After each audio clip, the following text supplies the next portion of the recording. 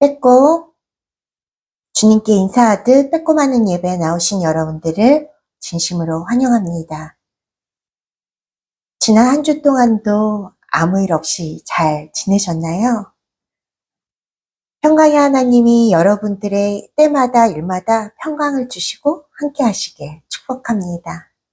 저는 오늘도 여러분들과 함께 예배를 드릴 황현정 목사입니다. 함께 말씀 보실까요? 오늘 말씀은 고린도후서 6장 9절부터 10절까지 말씀입니다. 한 목소리로 합독하시겠습니다. 무명한 자 같으나 유명한 자요, 죽은 자 같으나 보라 우리가 살아있고, 징계를 받은 자 같으나 죽임을 당하지 아니하고, 근심하는 자 같으나 항상 기뻐하고, 가난한 자 같으나 많은 사람을 부유하게 하고, 아무것도 없는 자 같으나 모든 것을 가진 자로다. 아멘.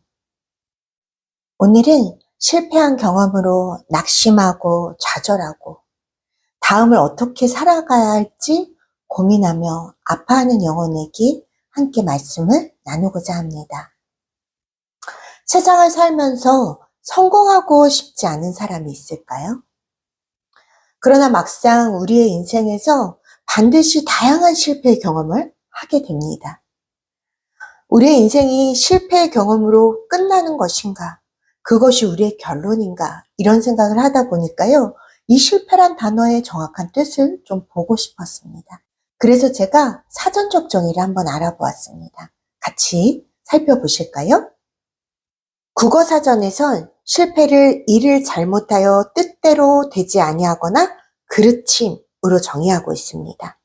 나무위키에서는 어떠한 일을 이루지 못하는 것으로 정의합니다.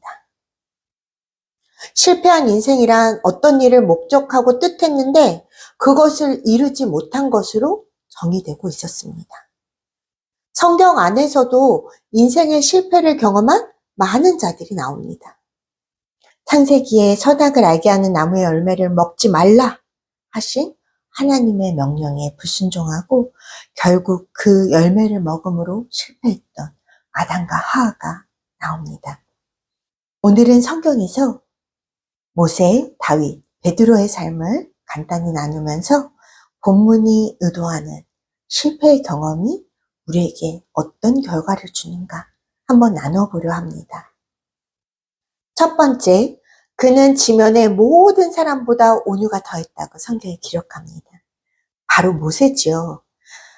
그런 모세가 자신들의 필요를 늘 불평했던 광야 1세대가 물에 대해 불평하자 하나님께서 이제 말로만 하면 반석에서 물을 내시겠다고 이야기하는데, 그들의 불평 불만에 대해 혈기가 났던 모세가 하나님을 불순종하고 혈기로 반석을 2번 내리칩니다. 이로 인해 모세에게는 하나님의 약속의 땅인 가나안 입성이 좌절되게 됩니다. 이것만 보면 모세의 인생은 실패한 것 같습니다. 그러나 그리스도인은 세상적인 가치나 힘의 원리에 의해서 인생을 평가받지 않습니다. 그리스도인은 오히려 실패를 경험했을지언정 그 이후의 삶의 기준이 어딘가, 목적이 어딘가, 방향성이 어딘가에 따라 평가받는다고 생각합니다.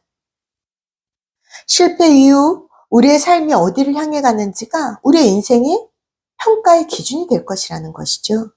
모세의 삶의 목적은 젖과 꿀이 흐르는 가나안에 있었을까요? 그랬다면 모세의 인생은 실패였을 것입니다. 그는 광야 1세대가 멸하시려던 여호와 하나님께 자신의 이름을 생명책에서 지워달라는 전생애를 건 중보기도를 통해 그들을 다시 하나님의 백성으로 세워가는 지도자였습니다. 광야 1세대는 불순종으로 40년을 광야를 돌면서 결국 가나안에 입성하지 못하게 됩니다.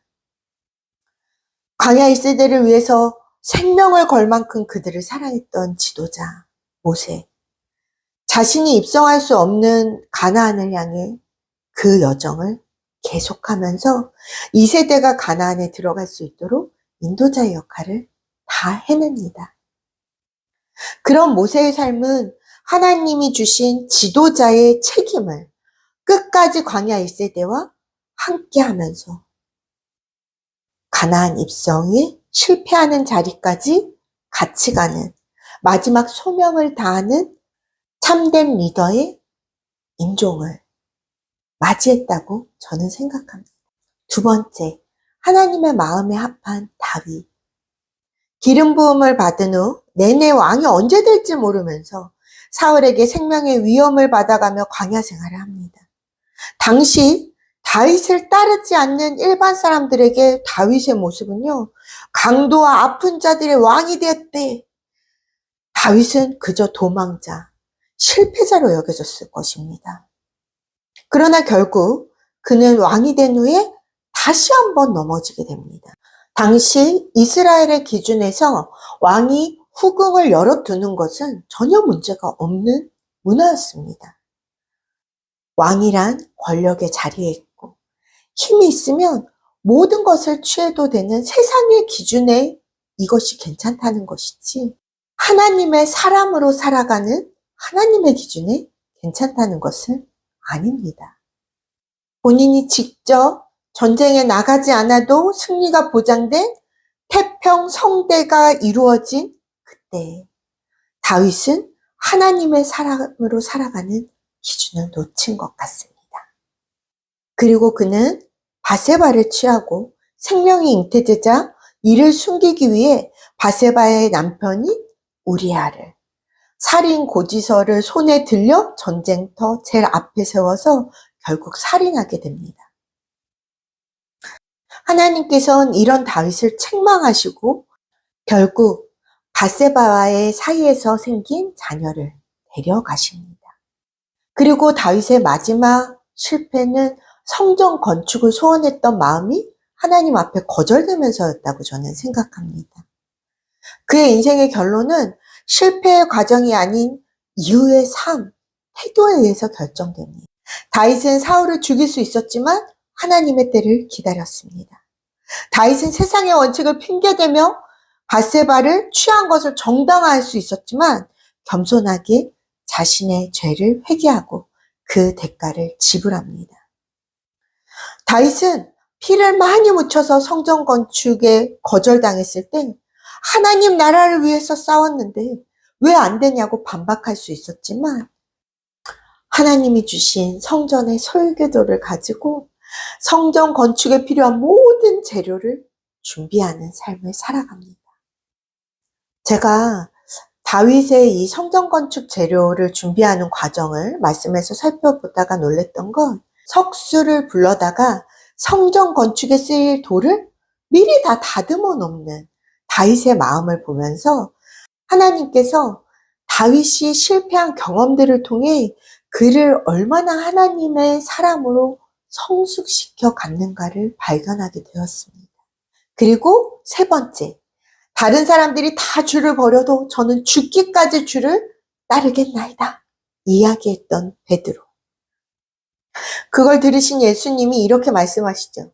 내가 닭 울기 전에 나를 3번 부인하리라.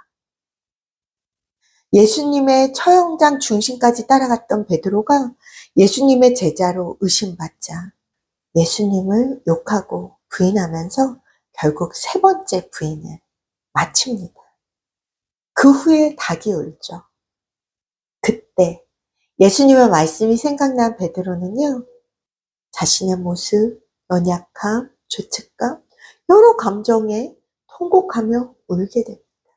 떵떵거리며 예수님을 따르겠다고 얘기하고 수제자의 역할을 감당했다고 생각했는데 자신의 한계, 자신의 연약함의 끝을 본 베드로는 결국 고향으로 돌아가서 생계를 유지하기 위한 어부의 직업을 살아갑니다.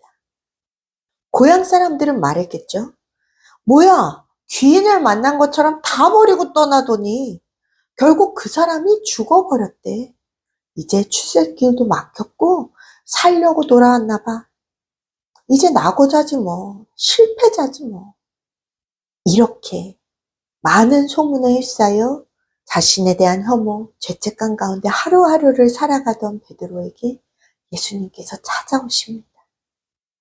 그가 3번 부인했던 것처럼 베드로에게 3번 내가 다른 사람들보다 나를 더 사랑하느냐 물으십니다. 그 3번의 대답을 통해 그를 회복시키시고 다시 한번 예수의 제자로 살아가는 기회를 주십니다. 자신의 실패한 경험을 통해 누구보다 충성스럽게 선교 사역을 감당했던 베드로, 그리고 가장 영광스러운 죽음, 예수님의 말씀처럼 십자가에 거꾸로 매달려서 순교하는 것으로 그의 인생은 마무리되고 있습니다. 이 3명의 인물을 통해 성경이 무엇을 보여줍니까?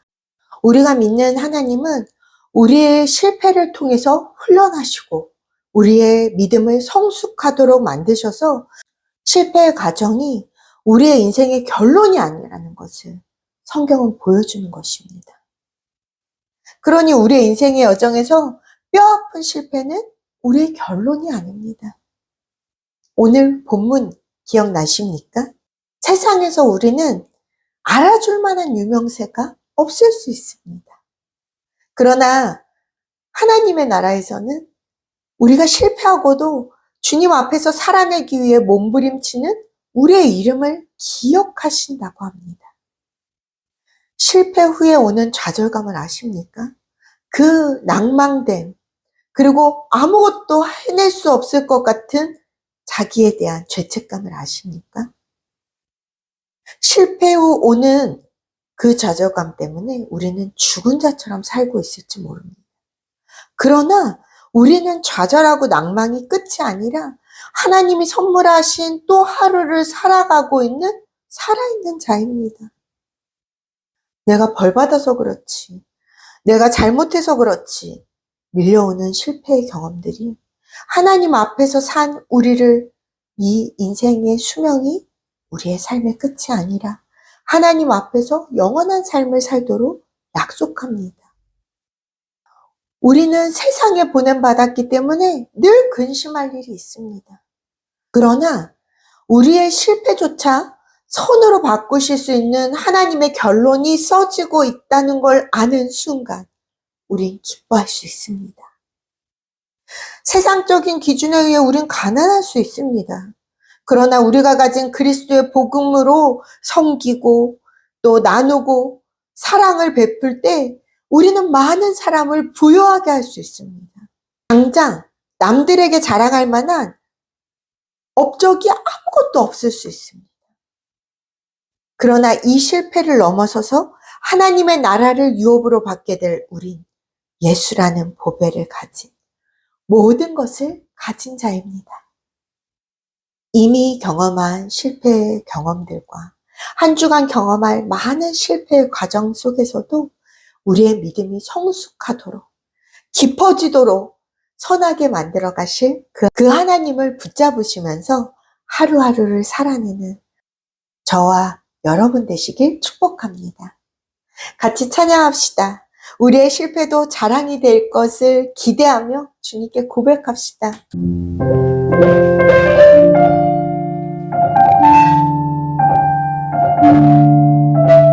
우리의 연약함조차, 실패의 경험조차 선으로 바꾸실 주님을 의지하며 나아갑시다. 자고 마음치고 나의 예수님, 나에게 제일 쉬운 작은 것 같은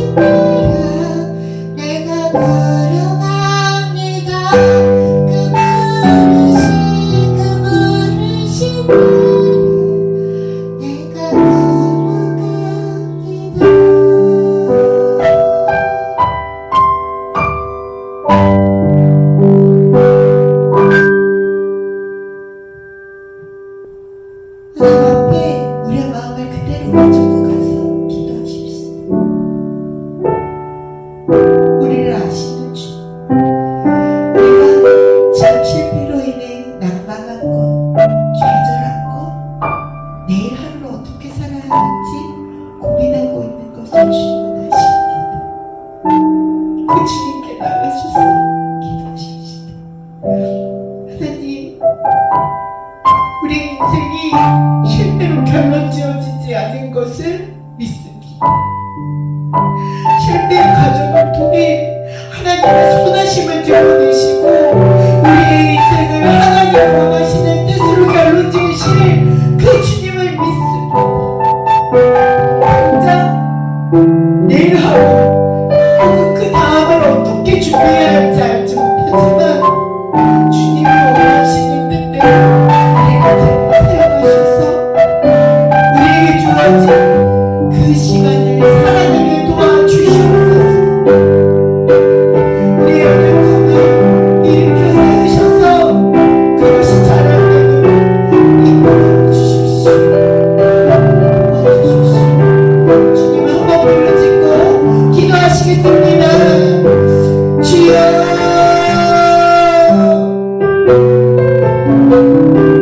매일매일 생활에서 우리의 실패를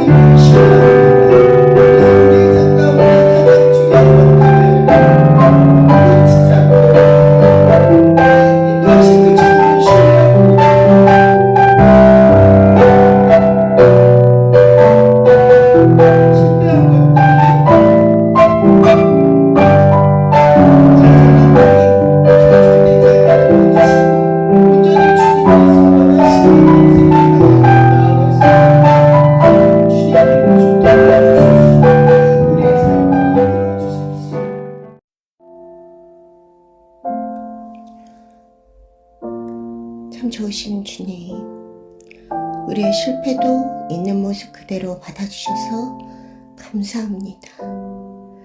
우리의 인생의 경험이 주님께서 원하시는 가운데 우리의 연약함과 실패와 좌절조차도 하나님의 손으로 바꾸어 가실 수 있음을 신뢰합니다.